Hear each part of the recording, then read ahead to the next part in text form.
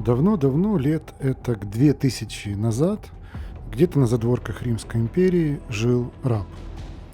Жизнь его была не сладкой, как и у других рабов.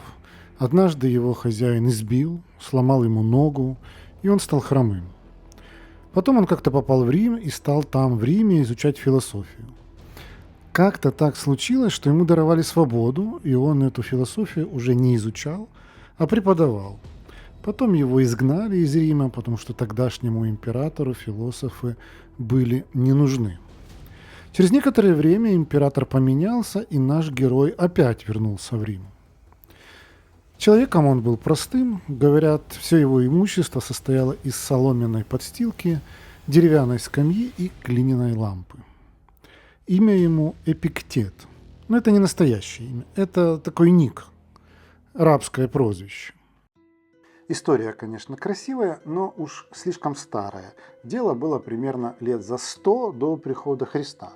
Какое отношение жизнь этого славного человека имеет к нам с вами? А вот какое.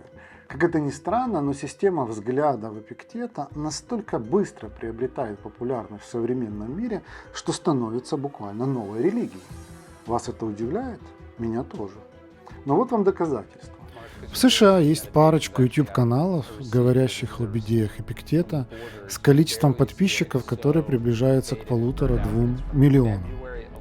Специализированный русскоязычный канал на эту же тему подбирается к 100 тысячам подписчиков, а самые популярные ролики, объясняющие идеи Эпиктета на русском языке, имеют до 4 миллионов просмотров.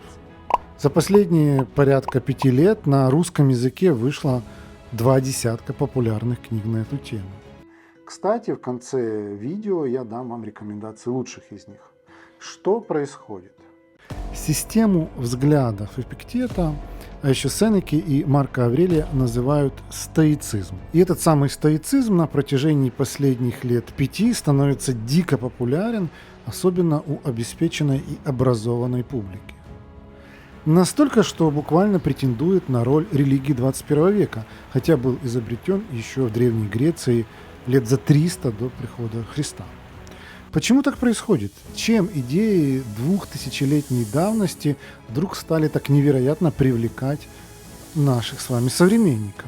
И есть ли в них, в этих древних идеях, что-то, что поможет нам с вами, людям 21 века, найти ответы на наши вопросы?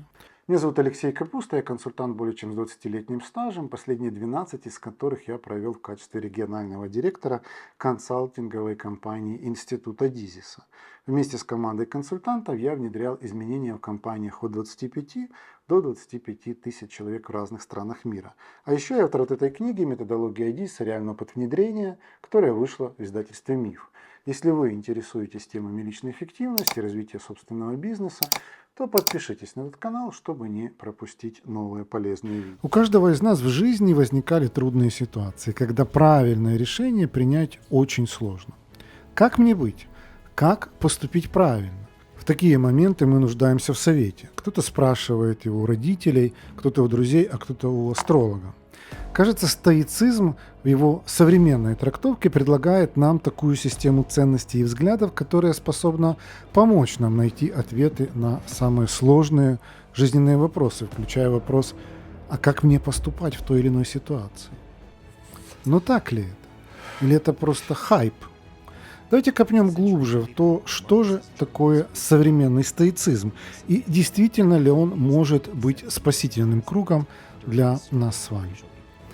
И даже если в результате этого анализа выяснится, что лично вам это все философствование не нужно, тем не менее я вытянул для вас из стоицизма парочку весьма практичных упражнений на каждый день, которые позволят обрести душевный покой и гораздо проще решать наши повседневные задачи. Да, я не шучу. Историю хромого раба, ставшего модным философом своего времени Эпиктета, я вам уже рассказал. Но биографии еще 2 его единомышленников, Сенеки и Марка Аврелия, не менее интересны. Давайте начнем с Сенеки. Он родился в Испании, в городе Кордоба, это примерно километров 150 от того места, где я сейчас записываю этот ролик. Его родители были людьми не бедными и хорошо образованными. Но Кордоба – это далекие западные задворки Римской империи, и семья Сенеки перебирается жить в Рим. Родители хотели своему сыну адвокатскую карьеру, соответственно, и обучали его, не скупясь на лучших тогдашних учителей. Но Сенека, как мы с вами уже догадываемся, стал не адвокатом, а философом. Жизнь Сенеки была связана с именами крайне неоднозначных римских императоров. Сначала Каллигулы, потом Клавдия, потом Нерона. Он был консулом и советником, и в отличие от Эпиктета был очень богатым и влиятельным, и никак не чурался земных радостей. Третий отец-основатель стоицизма и вовсе был императором. Речь идет про Марка Аврелия. Уверен, все вы хоть раз видели фильм Ридли Скотта «Гладиатор». Так вот, тот умирающий император, который так хотел видеть Максимуса своим преемником, это и есть Марк Аврелий. Он родился в Риме, хотя предки его тоже были родом из Испании. Тогда, конечно, никакой Испании еще не существовало, но из этих земель. Он получил прекрасное образование, занимался политикой, был назначен сначала консулом, а потом стал императором. Марк Аврелий считается одним из 5 лучших императоров Рима. Но мы сейчас не будем копаться в его политических достижениях, нам гораздо интересней его взгляды на жизнь. Он вел дневник на греческом языке, который нашли и издали уже после его смерти под названием «К самому себе». Именно в этом дневнике и содержатся те идеи, которые вместе с мыслями Эпиктета и Сенеки относят к философии стоицизма. Как вы уже увидели из моего короткого рассказа, эти 3 персонажа прожили крайне разные жизни. Бедный хромой раб, превратившийся в философа, неудавшийся адвокат из богатой семьи, ставший влиятельнейшим политиком, и приближенный к императорам, а что особенно интересно, к их женам. И, наконец, сам император, который значительную часть жизни провел в военных походах. Что же общего в их взглядах и почему эти взгляды имели такое колоссальное влияние на европейскую политику на протяжении сотен лет и так бурно цветут в наши дни? Описывать главные идеи стоиков на языке философии я вам не стану, поскольку мы с вами не на лекции по философии, и вряд ли вы ждете от меня углубленного подхода. Вместо этого я хочу вам дать общее понимание того, во что они верили. Давайте посмотрим на стоицизм сквозь призму 3 его самых практичных принципов и приемов. Прием номер 1. Не тревожься о том, на что ты не можешь повлиять. Уже в те далекие времена стоики пришли к выводу, что, мягко говоря, далеко не все зависит от нас. Мы тратим свою энергию впустую, если изводим себя мыслями и сожалениями касательно того, что от нас не зависит, то есть того, что мы изменить не можем. Мы можем влиять на себя и на свой внутренний мир, поэтому главным проверочным вопросом должен стать: а сделал ли я все, что должен был в этой ситуации? Вот вам шокирующий пример про убийство друга. Мы же помним, что дело было лет 2000 назад. Итак, представьте себе, что вы идете по дороге с другом. Дорога пустынная, и на вас нападают разбойники. Завязывается драка, вы бросаете копье. Да, вы бросаете копье в одного из разбойников, но попадаете в друга, и друг умирает у вас на руках. Грустная, конечно, история, но она перестает таковой быть, если вы примените проверочный вопрос. Сделал ли я все, что от меня зависит в этой ситуации? Ответ – да. Но зависела ли траектория полета копья или то, что в последнюю долю секунды разбойник в драке прикрылся моим другом? Скорее всего, нет. Должен ли я по этому поводу тревожиться? Нет. Понимаю, этот пример несколько экстремальный, но я выбрал его именно из-за этого. То, что мы не можем контролировать, нужно принять. Прием номер 2 – негативная визуализация. Нас учат положительному отношению к жизни, но стоики говорят, сначала надо рассмотреть самый неприятный сценарий развития событий, чтобы быть к нему готовым. Стоики напоминают о том, что никто не вечен, и любая встреча может оказаться последней. Принимая этот факт, человек начинает больше ценить то, что имеет. Вот вам немножко простоватый, но зато понятный пример. Супружеская пара на летнем отдыхе спорят о какой-то мелочи, и вот-вот разгорится скандал, Но муж вспоминает этот принцип стоицизма и спрашивает себя, а будет ли это для меня важным, вот то, о чем мы сейчас спорим с женой, если предположить, что это наш последний совместный отдых. И ссора моментально заканчивается. Прием номер 3. Стоики верили, что у каждого человека есть социальный долг, который мы исполняем через общение с людьми. Но как действовать, когда приходится иметь дело с людьми неприятными, которые провоцируют тебя или оскорбляют? Во-первых, проанализировать свое чувство, свое раздражение, оно может принести больше вреда, чем действие того человека. Во-вторых, терпимо относиться к недостаткам человека, помня, что ты и сам не идеален. В-третьих, избавиться от ожиданий по поводу людей. Они такие, как они есть. Они не собираются подходить под ваши стандарты. А что, если вас попросту оскорбляют? Вот на эту тему стойки написали, как это ни странно, просто десятки страниц текста. Например, если вас оскорбил человек, которого вы не уважаете, то порадуйтесь. Раз такой персонаж осуждает мои действия, значит, я все делаю правильно. Или просто мысленно пожалейте этого человека. Сенека пишет, что те, кто нас оскорбляют, зачастую похожи на великовозрастных детей. И обижаться на их ребяческие выпады так же глупо, как матери сердиться на оскорбление от своего малыша. Подчеркну, что мои 3 примера отражают идеи стоицизма, но ни в коем случае не являются их стройным изложением. Но я вам пообещал ссылки на источники, которые позволят вам копнуть глубже, если эта тема вас заинтересовала. Возможно, из первой части этого материала у вас сложилось впечатление, что стоики жили когда-то в дохристианские времена, а потом раз, и их идеи возродились уже в наше время, в веке 21. Но это не совсем так. И для полноты картины я вам дам пару ярких примеров влияния идей стоицизма на западную цивилизацию еще со средних веков и до века 20. В середине XVI века, когда Европу раздирают религиозные противоречия между католиками и протестантами, голландский ученый Юст Липсий пишет ряд работ, среди которых руководство по стоической философии, и переводит на латынь работы Сенеки и Эпиктета.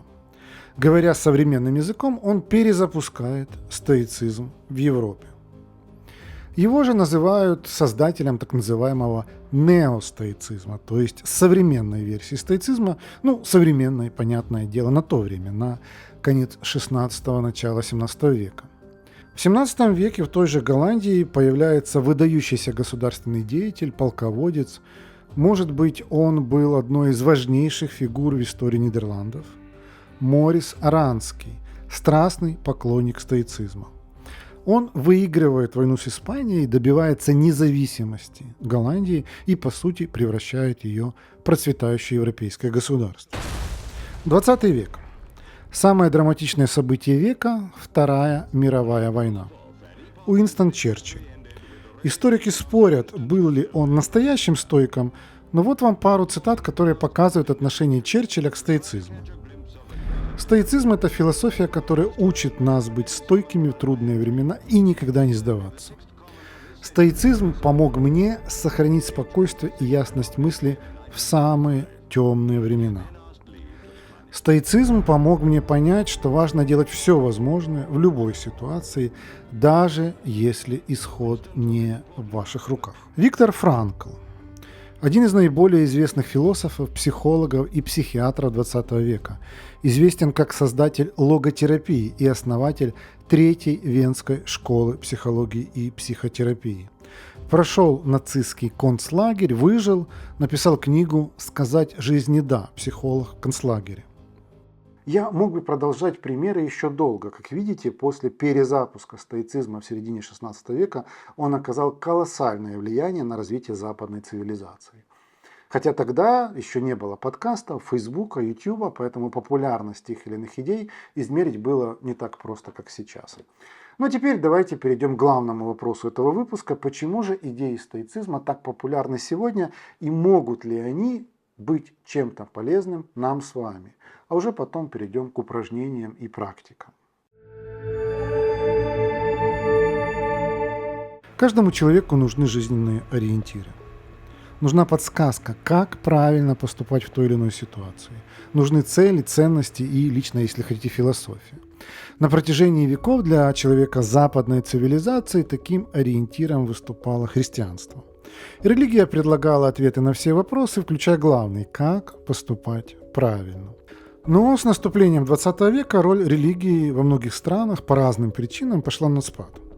В Советском Союзе вместо христианства был насажден кодекс строителя коммунизма, а в развитых странах Запада традиционную христианскую религию стали атаковать многочисленные неоцеркви и секты, но главное – неписанная идеология потребительства, которая предлагала потребление новых продуктов и услуг как дорогу к счастью.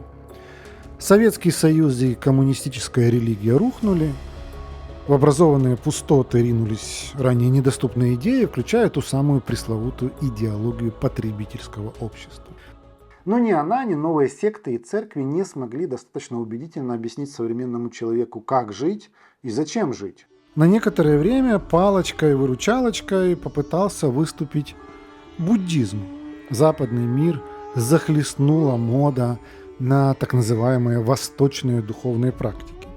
Однако вскоре оказалось, что буддизм слишком сложен и непонятен для человека, выросшего в западной культуре, и буддизм – это все же религия. Она требует поклоняться Богу, а для современного человека идея Бога, придуманная несколько тысяч лет назад, все же зачастую кажется неочевидной. И вот тут на арене появляется стоицизм, у которого есть ответы, если не на все, то на многие вопросы современного человека. И он не предлагает веру в Бога, хотя и не отрицает ее. Он проще многих других философских школ и течений. Он включает популярные практики, например, медитации. Знаете ли вы, что слово «медитация» происходит от латинского слова «meditatio» и означает «размышлять», и что книга Марка Аврелия «К самому себе» – это, по сути дела, сплошная медитация. И, возможно, самое главное, стоицизм был придуман в тяжелые военные времена – для того, чтобы давать простые, понятные и практичные ответы на вопросы людей, переживающие эти тяжелые времена. Сегодня для многих то же самое. Тяжелые военные времена и мучительный поиск тех самых ответов. Стоики всячески подчеркивали, что их взгляды – это философия практики, философия действия. А современные исследователи даже приклеили к стоицизму ярлык терапевтическая философия. Поскольку стоицизм сейчас очень популярен, упражнений тоже очень много. Я выбрал 5 тех, которые лично мне кажутся наиболее сильными и интересными, и, главное, современными. Первое. Подготовка к презентации. Предположим, вам предстоит важная презентация перед руководителями, от которой много зависит в вашей карьере, и вы волнуетесь. Возьмите лист бумаги, расчертите пополам, в правой части напишите «зависит от меня», а в левой «не зависит от меня». Например, зависит от меня качество слайдов, качество рассказа, примеры, ораторские приемы и так далее. Не зависит от меня, придут ли все вовремя, придут ли все нужные, как они будут реагировать на мой рассказ. Продумайте, как вы будете реагировать на те факторы, которые от вас не зависят. Понятное дело, что это упражнение можно и нужно делать не только по отношению к презентации, но можно взять любое важное и потенциально стрессовое для вас дело. 2. Сутки без жалоб. Это сложное упражнение, доказано, но веселое и полезное. Ваша задача одни сутки ни на что и ни на кого не жаловаться, ни устно, ни мысленно. Я бы даже советовал повесить на руку резиновый браслет на одни сутки, чтобы он возвращал ваши мысли в правильное направление. Очень вероятно, что вы поймаете себя, когда уже акт был совершен. Акт жалобы я имею в виду. Откройте заметки на телефоне и запишите «срыв, жаловался на такого-то по такой-то причине». А в конце дня откройте эти заметки и перечитайте. И вы будете удивлены, как часто мы жалуемся на все подряд. 3. Настройка на день по методу Марка Аврелия. Когда вы планируете день, а я очень надеюсь, что вы это делаете, спросите себя, а что может пойти не так? Выпишите эти варианты где-то рядом с планом дня. Второй вопрос. Что я буду делать, если это пойдет не так? На следующее утро просмотрите ваши записи. Было ли что-то, что пошло не так, но вы уже были к этому готовы? Четвертое. Отношение к обидчикам. Поймайте момент, когда вы почувствовали обиду или злость по отношению к другому человеку. Попытайтесь мысленно отстраниться от ситуации и эмоций. Понаблюдайте за своими чувствами. Задайте себе вопрос, а почему именно меня это задевает? Задайте себе второй вопрос. А можно ли объяснить поведение человека по-другому, не так, как я только что объяснил это самому себе? 5. Ваш круг общения. Откройте вашу ленту в социальной сети, пройдитесь по тем людям, которых вы фолловите. Задайте себе вопрос, а почему и зачем я фолловлю этого человека? Что мне дает тот факт, что я вижу его посты? Делает ли это меня лучше или счастливее? Ну и в самом конце этого видео я выполняю обещание и посоветую вам пару источников на тему стоицизма. Конечно, лучше всего брать информацию из первоисточников, тем более что стоики писали на порядок проще, чем некоторые их коллеги-философы. Но все же я бы начинал с чего-то еще более простого и современного. Ну вот, например, есть прекрасная книга Массимо Пильюччи «Античная философия и современная жизнь. Как быть стоиком». Написано современным простым языком, с юмором, с примерами из личной жизни. На русском языке в YouTube я бы посоветовал цикл лекций Андрея Баумейстера, начиная с лекции «Почему стоицизм востребован в современном мире» и так далее. Ну и по поиску вы найдете другие источники и каналы в Телеграме, и подкасты. Мне, кстати, очень нравится русскоязычный подкаст, который называется «Школа стоицизма». Словом, источников много, ищите и найдете. Напишите мне в комментариях, насколько такое видео, как это, которое не имеет прямого отношения к бизнесу, по вашему мнению, имеет право появляться на этом канале. Или все же мне стоит придерживаться сугубо бизнесовых тем. Ну и, друзья, если вам интересно обсудить со мной развитие вашего бизнеса, вашей карьеры или ваше личное развитие, можете записаться ко мне на консультацию по ссылке в описании. А если вам понравился этот ролик, то наградите его лайком, и чтобы получать уведомления о новых еще более интересных и полезных видео на этом канале, кликните на кнопку подписаться и на колокольчик. Ну а прежде чем попрощаться, я рекомендую вам посмотреть вот это видео о природе лжи и мошенничества. Как мне кажется, в нем много такой информации, о которой вы даже и не подозревали.